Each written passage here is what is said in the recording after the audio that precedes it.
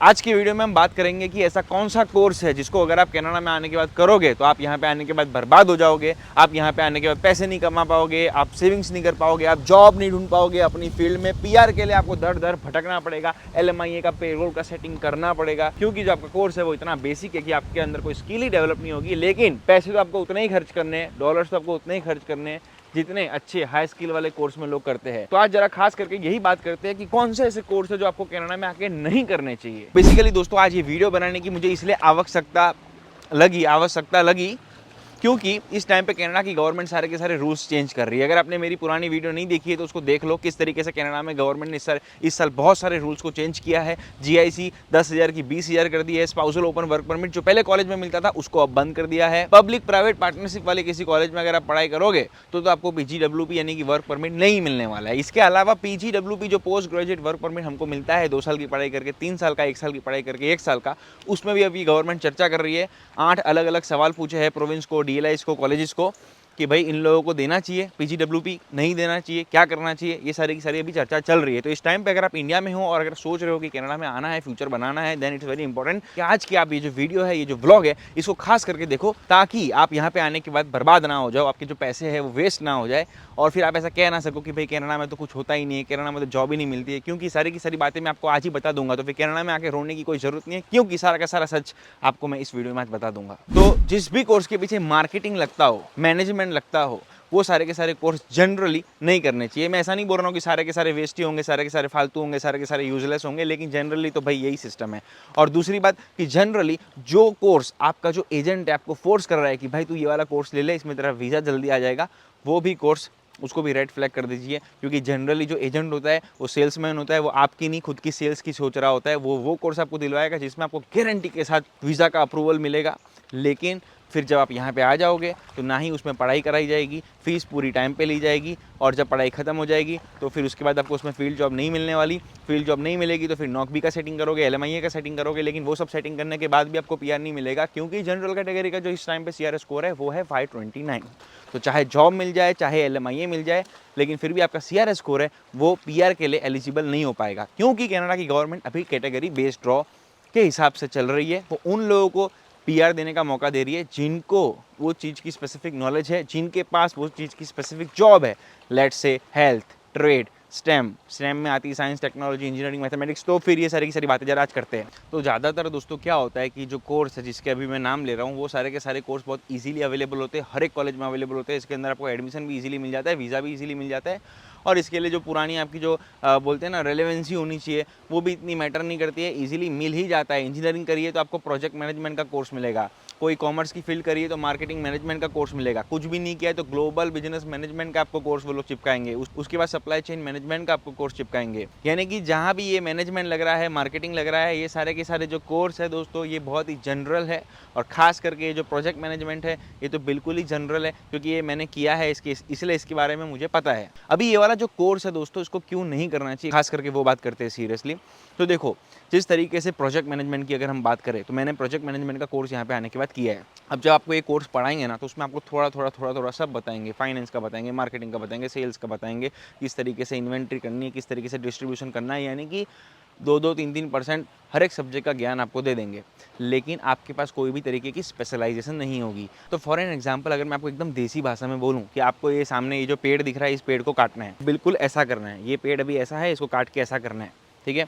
तो इसके लिए जनरली अगर मैं आपको ऊपर से इधर उधर की बातें करूं कि जंगल में जाओ, पेड़ लाओ, पौधे लाओ, पानी लाओ, हैमर लाओ, ये लाओ, वो लाओ, लेकिन पेड़ कैसे काटना है वो सिखाऊं ही ना, तो आप क्या इस पेड़ को कभी काट पाओगे? ज़िंदगी में नहीं काट पाओगे। तो ये सारे की सारी जो चीज़ें होती जनरल होती है, इसमें इधर उधर की बातें आपसे करी जाएगी, लेकिन आपको पता ही नहीं चलेगा कि भाई आपको प्रोजेक्ट मैनेजमेंट का या मार्केटिंग मैनेजमेंट का कोर्स खत्म करने के बाद करना क्या है।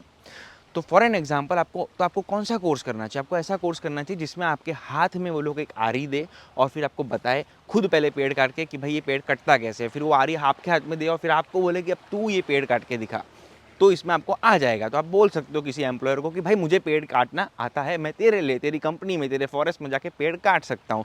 उतना आपके अंदर कॉन्फिडेंस आएगा। लेकिन सिर्फ आपके कोर्स में आपसे बात करी हो कि आसमान का कलर ब्लू है, पानी का कलर ट्रांसपेरेंट है, पत्ते का कलर ग्रीन है, आरी का कलर काला है, आपको कभी आरी हाथ में दी ना हो, किस तरीके से कटता है वो पेड़ वो आपको सिखाया ही ना हो, तो क्या आज आप पेड़ को काट सकते हो?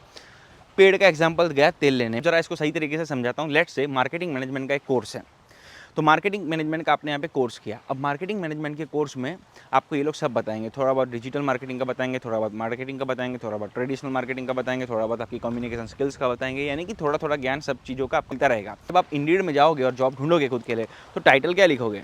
मार्केटिंग मैनेजमेंट, मार्केटिंग क्या लिखोगे?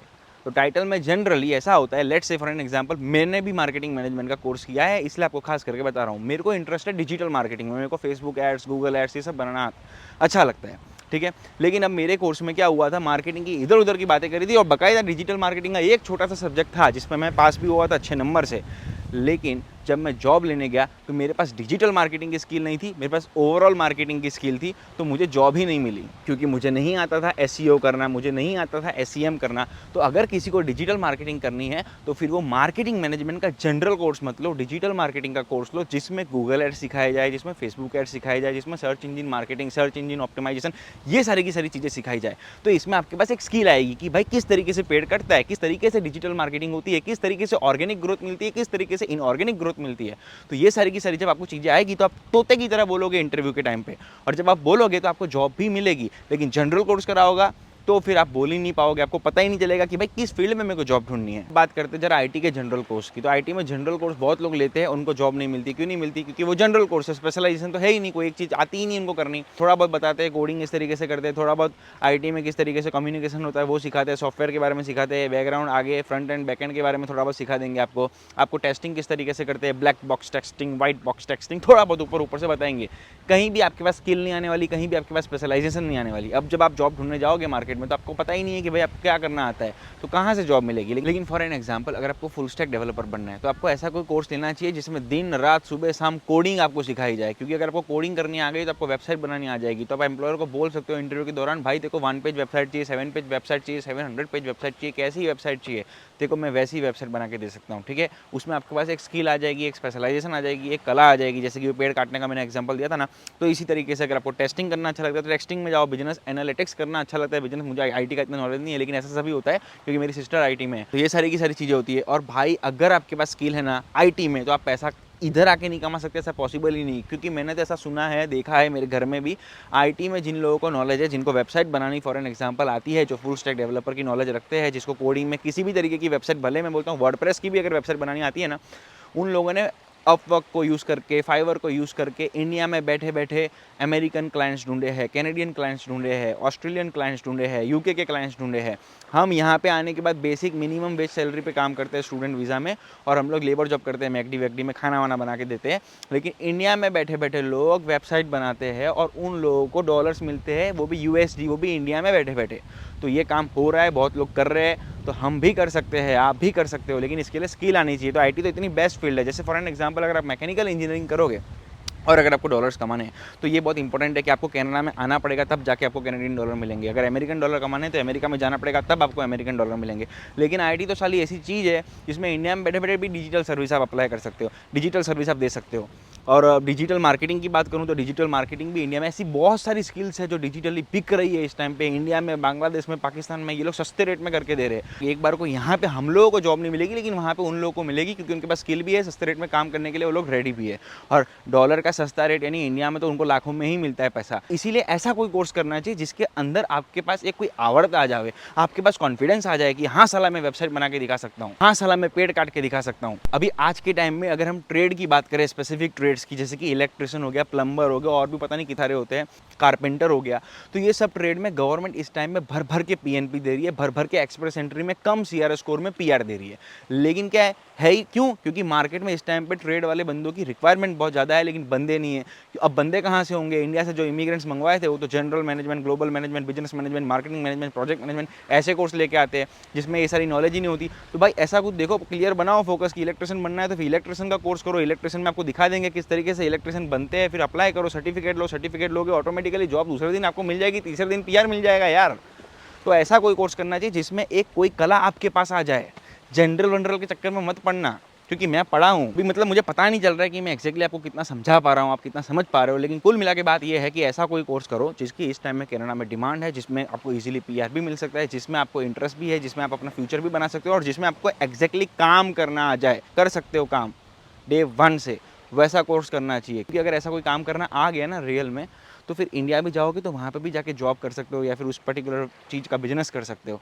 लेकिन जनरल कोर्स करके आओगे तो कुछ घंटा भी समझ नहीं पड़ने वाला है। यहाँ इंडिया में तो जॉब नहीं मिलने वाली है, यहाँ हालत ख़राब होने वाली है। फिर दर दर भटको, फिर मैकडी में लगो, टीम होटल्स में लगो, वहाँ पे भले ही फिर डिस्पोजर का काम करो, लेकिन मैनेजर से सेटिंग करो अच्छी बात करके, फिर सुपरवाइजर का नौकरी का सर्टिफिकेट लो। लेकिन आज की तारीख में लेने का मतलब भी नहीं है, क्योंकि CR स्कोर आसमान छू रहा है, ठीक है। तो इसलिए भाई ये सारी चीज़ों का जो ध्यान है वो डे 1 से रखना। तो चलो दोस्तों, ये तो मैंने एक बात कर ली कि क्या करना चाहिए क्या नहीं करना चाहिए। अब आपका जितना दिमाग लगता है उस हिसाब से काम करो, क्योंकि इसमें कोई भी फॉर्मूला नहीं होता। हाँ, लेकिन ध्यान ये रखना चाहिए, क्योंकि इस टाइम में जो PR है ना कनाडा का, वो मिलना बहुत ज़्यादा हार्ड हो चुका है। गवर्नमेंट ट्रेड वालों को या फिर स्पेसिफिक कैटेगरी वालों को ही PR दे रही है। और अभी तो PGWP की यानी कि पोस्ट ग्रेजुएट वर्क परमिट की भी बात चल रही है कि अब ऐसे ही लोगों को PGWP मिलेगा जो let's say for an example, बात चल रही है अभी पक्का नहीं है, कि let's say for an example आपने 2 साल का कोर्स किया, आपको पहले 1 साल का ही वर्क परमिट देंगे वो लोग, ठीक है। अब अगर आपको उसको रिन्यू करवाना है तो आपको बताना पड़ेगा कि वो एक लिस्ट आएगी कि भाई हमको तो हेल्थ वाले बंदे चाहिए, हमको तो ट्रेड वाले बंदे चाहिए। वैसे ही अगर आपके पास जॉब होगी तो आप गवर्नमेंट को बोलोगे भाई मेरे पास ट्रेड की जॉब है, और आप बोल रहे हो कि ट्रेड की जॉब वालों का PGWP का एक्सटेंशन दोगे तो मुझे दो। तो ये सब अभी नाटक चलने वाले हैं, फ्यूचर में हो सकता है। अभी बात चल रही है, ठीक है, विवाद अभी हुआ नहीं है लेकिन बात चल रही है। लेकिन अगर ऐसा कोई रूल बन गया ना तो फिर वाट लग जाएगी। क्योंकि हमारे टाइम में तो ऐसा था कि 2 साल पढ़ाई करो, 3 साल का वर्क परमिट लो, 1 साल की पढ़ाई करो, 1 साल का वर्क परमिट लो।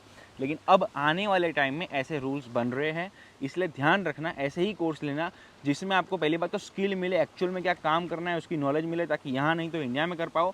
और दूसरी बात कि ऐसा ही कोर्स करो जिसमें गवर्नमेंट इजीली PR दे रही हो, जिसमें इस टाइम पे कनाडा में जॉब्स की भी बहुत ज़्यादा डिमांड हो, जिसमें आपके पास एक ट्रेड में है तो लाइसेंस, इलेक्ट्रिशियन, प्लम्बर, जो भी मुझे नहीं पता, बहुत सारी चीज़ें, अनगिनत चीज़ें गवर्नमेंट का, जब सर्च करोगे ना सब मालूम पड़ जाएगा। और एजेंट पे भरोसा करना बिल्कुल ही बंद कर दो, सबसे नंबर 1 चीज़। बाकी दोस्तों लास्ट में बस मैं आपको इतना बोलूँगा कि टेंशन लेने की बात नहीं है। अगर कोई ऐसा कोई ग्लोबल टाइप कोर्स लेकर यहाँ पे आ गए हो, इस टाइम पे जॉब नहीं मिल रही है, फंस गए हो, तो फिर डिसाइड करो कि कहाँ जाना है, क्योंकि अभी भी बहुत सारे ऑप्शंस आपके लिए खुले हैं। खाली एफर्ट मारना है, ठीक है।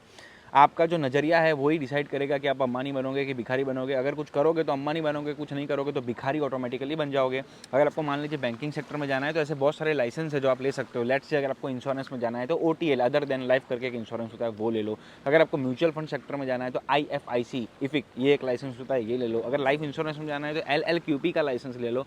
अगर आपको खुद का ब्रोकर, अगर आपको खुद ब्रोकर बनना है, कार इंश्योरेंस बेचना है, होम एंड ऑटो बेचना है तो फिर रीबो का लाइसेंस ले लो। रियलेटर बनना है तो रैको का लाइसेंस ले लो। तो भाई ऑप्शन तो बहुत सारे हैं, लाइसेंस लो, नॉलेज आ जाएगी ऑटोमेटिकली। गवर्नमेंट का लाइसेंस है तो फिर जॉब मिलने में भी आसानी हो सकती है। और अगर इलेक्ट्रिशियन, प्लम्बर बनना है या फिर किसी भी स्पेसिफिक ट्रेड में जाना है, CNC ऑपरेटर बनना है, ठीक है, तो उसमें भी लाइसेंस होते हैं, उसकी तैयारी कर लो, छोटा मोटा कोर्स ले लो। हेल्थ सेक्टर में जाना है, पर्सनल सपोर्ट वर्कर बनना है, PSW के भी छोटे छोटे 3-3, 4-4 महीने के कोर्स होते हैं, वो लेके वो बन जाओ। तो भाई ऑप्शन तो है। आपकी पढ़ाई इस टाइम पे खत्म हुई है, इसका मतलब ये है कि ज़िंदगी चालू हुई है, ठीक है। इसका मतलब ये नहीं है कि अभी पढ़ाई खत्म हो गई, ज़िंदगी आपकी खत्म हो गई, कोई गलत डिसीजन ले लिया, पढ़ाई नहीं करी यूनिवर्सिटी में तो लग गए, ऐसा कुछ नहीं है। ऐसे बहुत सारे एग्जाम्पल मैंने देखे जिनके पास अच्छी से अच्छी एजुकेशन होती है, PhD लेवल तक का दिमाग होता है, लेकिन यहाँ पे गधे की तरह काम चल रहा होता है। ना फिटनेस रहती है बॉडी में, ना मेंटली स्ट्रांग होते हैं, ना फाइनेंशियली स्ट्रांग होते हैं। और उसकी दूसरी तरफ ऐसा कोई बंदा होता है जो कॉलेज में बेसिक सा कोर्स लेके आया होता है और यहाँ पे उसके 15-15, 20-20 खुद के पेट्रोल पंप होते हैं, गैस स्टेशन होते हैं, खुद की ट्रांसपोर्ट की कंपनी होती है, खुद सबवे में बहुत सारी फ्रेंचाइजी ले रखी होती है। तो ऐसे भी एग्जाम्पल है, ठीक है। इसलिए टेंशन लेने की बिल्कुल भी बात नहीं है, लेकिन हाँ कुछ एक्शन लेने की जरूर इस टाइम पे बात है। अगर इंडिया से कनाडा आने वाले हो तो ऐसा कोर्स सिलेक्ट करो जिसमें PR, जॉब ईजिली मिल जाए, स्किल ईजिली मिल जाए, जो आपको मैंने बताई थी उस हिसाब से। और अगर इस टाइम पे कनाडा में हो, कहीं स्टक हो गए हो, तो भाई टेंशन लेने की बिल्कुल बात नहीं है। हर रोज़ उजाला होता है, हर रोज़ दिन होता है, हर रोज़ रात होती है, हर रोज़ मेहनत मारने का, हर रोज़ एफर्ट मारने का, हर रोज़ काम करने की कोशिश करने की, एक ना एक दिन सक्सेस मिल जाएगी। टेंशन लेने की बात क्या है इसमें। बस दोस्तों आज के व्लॉग में खाली इतनी बात करनी थी। अगर वीडियो अच्छा लगा हो तो सब्सक्राइब कर दीजिए। इंस्टाग्राम में फॉलो नहीं किया है तो 70K की फॉलोइंग हो चुकी है, तो आप भी वहाँ जाकर थोड़ा योगदान कर दीजिए। और अगर फॉलो करा हुआ है इंस्टाग्राम में तो भाई यूट्यूब पर सब्सक्राइब कर दीजिए। आपसे मिलते हैं किसी नेक्स्ट वीडियो में, तब तक के लिए take care, bye bye and stay safe guys. और हाँ दूसरी बात, अब इस महीने बहुत सारे व्लॉग्स डालने की मेरी इच्छा है, तो मैं ट्राई यही करूँगा कि डालता रहूँ। और आप भी ट्राई करो कि सब्सक्राइब करके थोड़ा बहुत जो मोटिवेशन लेवल है उसको बूस्ट करो, ताकि जो मेरी इच्छा है व्लॉग्स डालने की वो भी अटल रहे।